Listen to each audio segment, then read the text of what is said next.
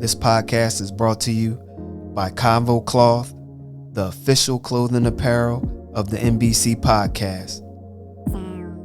For the latest apparel, please go to www.nothingbutconvos.com. Now, let's get into the latest episode of the NBC podcast with your boy, S. McCann.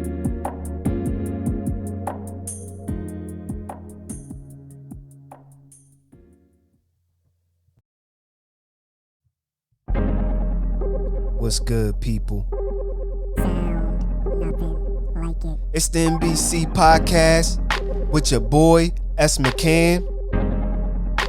And this is episode 33, Eagles Week 17 review. And in this week, we clinched that playoff spot. Got a playoff berth. And in the beginning of the season, when we started off 2-5, nobody seen this coming.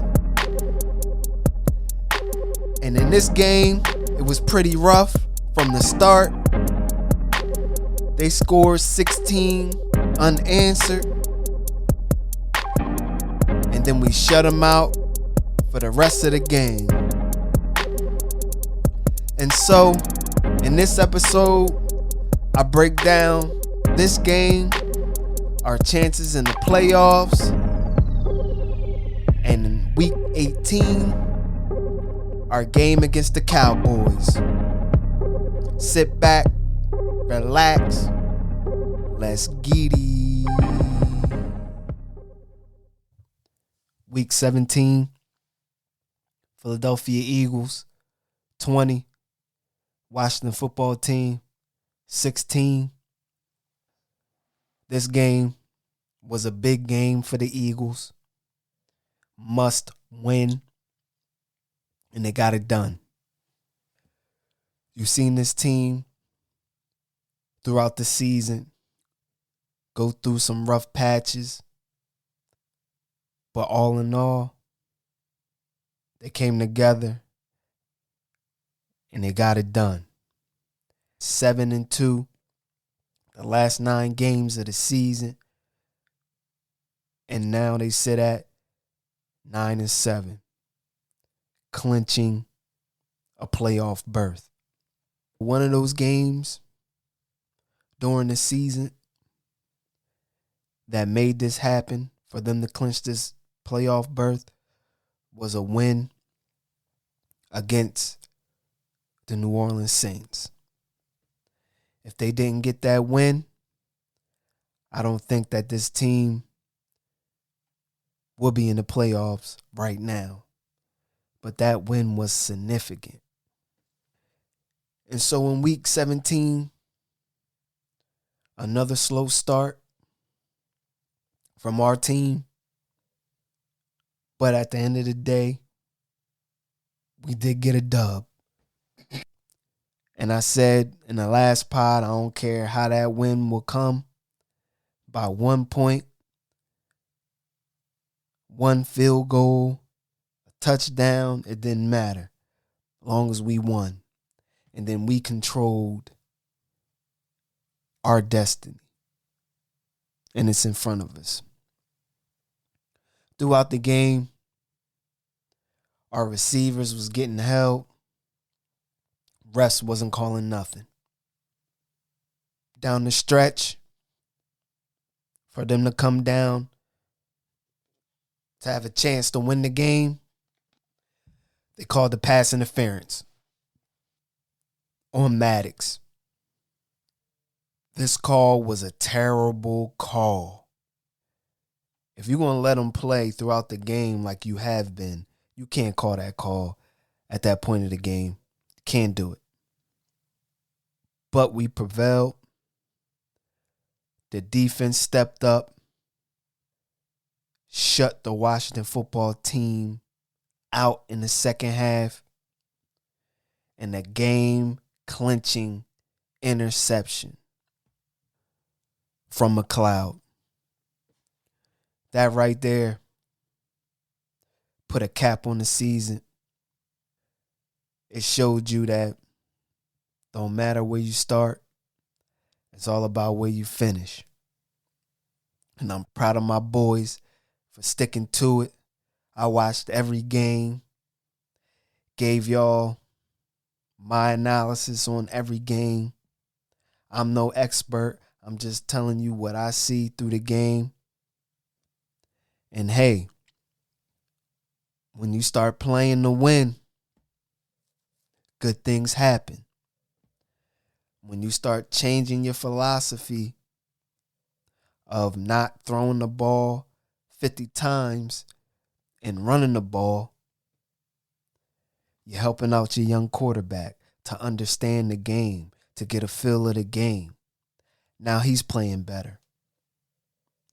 Now he's making those key throws in the game because you're getting him some help by calling the right plays.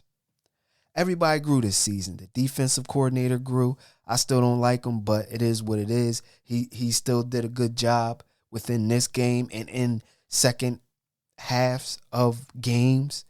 He's doing a great job to adjust, but we need to start quicker. Shut down these QBs earlier in the game. But hats off. You made adjustments. That's one thing about our teams in the past. They never made adjustments in the second half. But this team, they made adjustments. Offensively, Nick Sirianni, you've seen him grow as a play caller. You've seen him trust his quarterback more throughout the season. You've seen that bond on the field where he can talk to his quarterback. The quarterback won't sulk with his head down. You've seen it. And I'm tired of all of these people still questioning if Jalen Hurts is the future of this franchise or the future QB of this franchise. Is he going to make it next year? Are they going to draft a quarterback and all of this stuff? If you guys don't know and understand about football, a head coach is only successful from how his football team plays. And so you're willing to draft another quarterback, trade for another quarterback. For what? You've seen what you can do with this team. Construct it. You've seen what you can do. You've seen the progression of your young quarterback that's only 23 years old. He's only 23. We're not talking about a 33-year-old quarterback. This is his second year starting or whatever. You looking to get younger. You already got younger. So now you have to build on those things, build on those mistakes, build on those good things, his intangibles, what he did good, what he did bad. You build on that to groom a quarterback. You have a clean slate of him because his ceiling is high enough. He does other things great. Is he a good passer right now? No, his second year in the league. You tell me and give me any second-year quarterback that was surveying the field, killing them on the pass and everything. Yeah, you can say Joe Burrow might be doing this thing this year. Justin Herbert could be, but the outcome of those quarterbacks is the same outcome as Jalen Hurts. Joe Burrow, he going to the playoffs. It's a different style, but it's the same outcome. Everybody 0-0 when they go to the playoffs. Justin Herbert, they have a chance to get in the playoffs. Different style, but he has his team a chance to get into the playoffs. Jalen Hurts got his team into the playoffs. And we have 3 first-round picks. And we have money to sign free agents. Why would you chance something that you have that started from the mud, or in Nick Sirianni's eyes, a flower that bloomed? That's what it was. You went through hard times, and now you at the point right now where you might be one of those teams that no one wants to play in the playoffs because it's different. A lot of teams are not running the ball, and a lot of teams are not constructed to stop the run. They're constructed to stop the pass because it's a passing league, but to stop the run, a lot of teams ain't set up like that. And so when you get into the playoffs, you have a chance to be a spoiler because no one is used to stopping the run. You've seen what we did against the Saints, the number one rushing defense at the time. Man, come on. I'm telling y'all, when you see it and you know your team on what they did in the past, Jalen Hurts is what we've seen before. And the outcome might have not been a Super Bowl, but we won NFC championships before with this type of quarterback. We went to the Super Bowl before with this type of quarterback. And during Donovan McNabb's career, he had a great coach that taught him how to sit in the pocket and deliver the ball. That's all you need to do with Jalen Hurts. In the off season, get with all the gurus and whoever you need to get with to understand, to survey the field, sit in the pocket, move in the pocket, and deliver the ball. And you see him, he's doing it. But once you get an off season, when you make the playoffs and you get an off season to build on what you just did, come on, man. I don't understand a lot of these people. Most of the ESPN people that I see, they hate the Eagles. They don't like Jalen Hurts. A lot of people saying that he can't play the position, he can't throw and all of that. Y'all crazy, man. He almost got, I think he has 3,000 yards throwing the ball, but he can't throw. Okay. He got 16 touchdowns, but he can't throw. I don't get it. I don't know what you guys are looking for him to do at 23 years old. I'm not understanding it. And so this week, week 18 against the Cowboys, this was going to be a 1 o'clock game, but they seen that the Eagles might need a win to get in the playoffs, and the Cowboys might need a win to get the second seed. And so they flexed the game to Saturday night, 8:15. If we win this game, we're 10-7. 10 wins. We went from 2-5 to 10-7. Come on, man. Can you just imagine if some of those close games in the beginning of the season we won? We could have 11, 12 wins. 2 more extra wins right now. Or 3 more extra wins. You never know. But that's just a hypothetical. Against Dallas, the Dallas coach said they playing their starters. They playing to win the game. I don't know how smart that will be, but they are in the funk. And they might need to play just to get them or get those guys going. On our side, we already clinched. So we can be the 6 or 7 seed. And do I think we should sit our players? I don't know. If Jalen Hurts is not 100%, should you sit him? I don't know. I would like him to get some reps. And if it's just reps of him warming up, you let him do that and then scratch him. Healthy scratch. I don't know. I don't know what you'll do. But I would like for them to play at least a quarter and then sit everybody.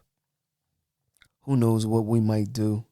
I know that Nick said he doesn't know as of yet if he's going to sit his starters or not, which that's the best thing to say. So Dallas don't know what you're doing regardless, because you might have to play Dallas in the playoffs. So we'll see. The outcome that I think might happen in the playoffs, all the wild card teams that are in the playoffs right now don't scare me. I think we can beat any of those teams right now because most of those teams don't look good. And so the scenario right now, who we could play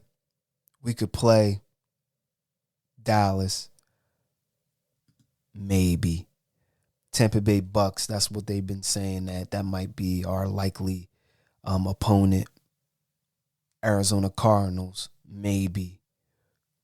And the Los Angeles Rams, which they don't look good right now because their quarterback has been throwing picks.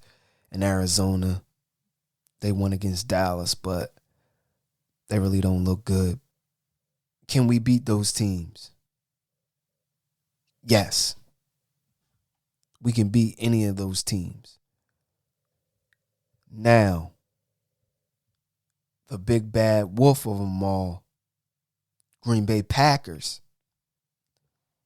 That'll be tough because we haven't played an elite QB. And if you're going to let Rodgers sit back there and throw against the zone and getting zero pressure, we're going to get ate alive. And we can't start slow against Rodgers and them. This is just a hypothetical if we made it to play them. I know you still have to go 2 games to get to them, but that's just a hypothetical. No other team in the NFC scares me, and I just hope that we could put a complete game together. Start early, both sides of the ball, score, stop them, do as much as we can. Jalen Hurts goes into that game healthy, not with an ankle injury. Yeah, I think we can do some things. And now, if we can get a win or 2 in the playoffs, what does that say about Jalen Hurts? You still want Deshaun Watson or Russell Wilson or one of those QBs over him? You can't break up that team continuity, man. You just can't do that. So it was a report out today about Calvin Ridley and the Atlanta Falcons might be looking to part ways so he can get a fresh start.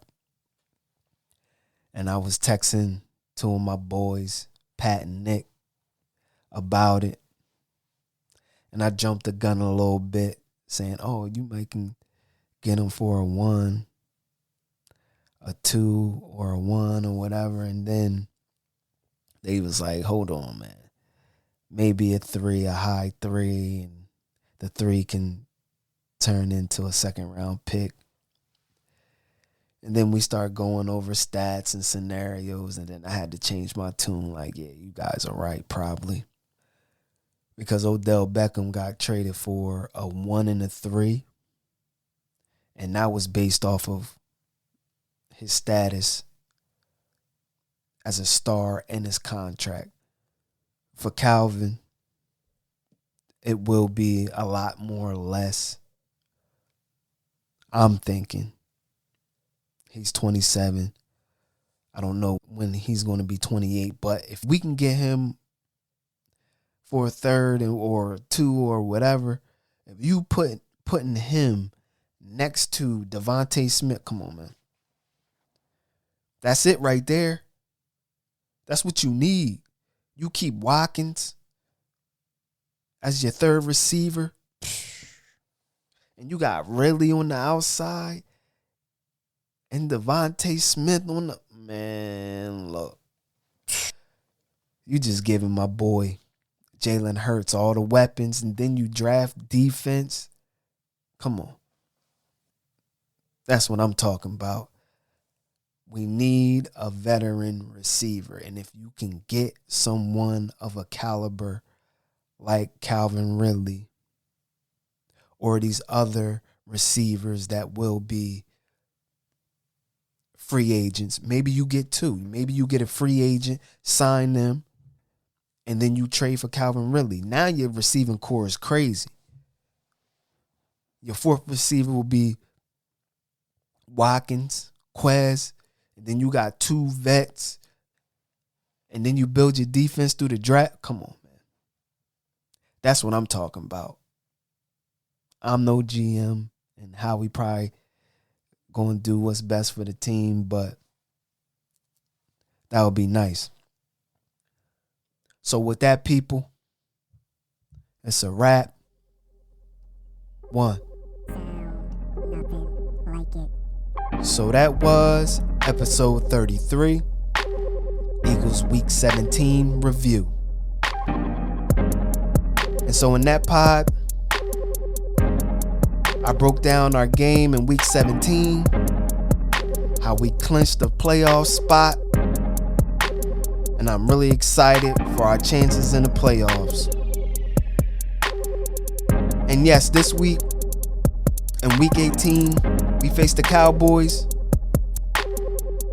and we don't know if our starters will play or not. But if we can get to 10 wins in this rebuilding season, sky's the limit for this team in the future. And so, with that, people, stay safe, give respect, and show love. 1.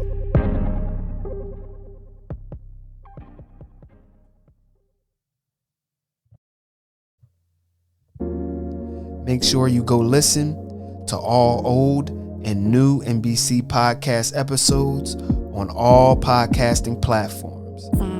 And please go to www.nothingbutconvos.com for the latest apparel.